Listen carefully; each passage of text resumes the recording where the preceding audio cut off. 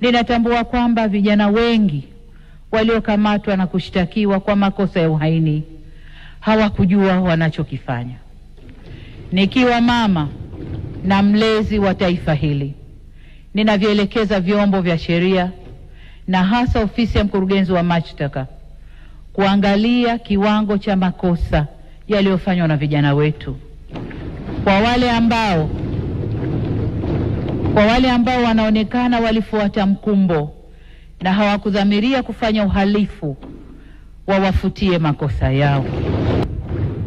Niwasihi sana wanangu vijana wa Tanzania, nchi hii ni yenu.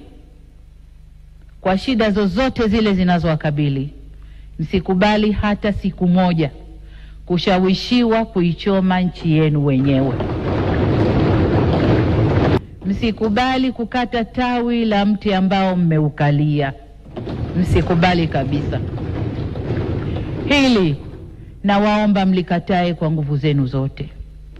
Ninyi ndio walinzi na wajenzi wa taifa hili, na wasihi kamwe msije kuwa wabomoaji wa taifa lenu.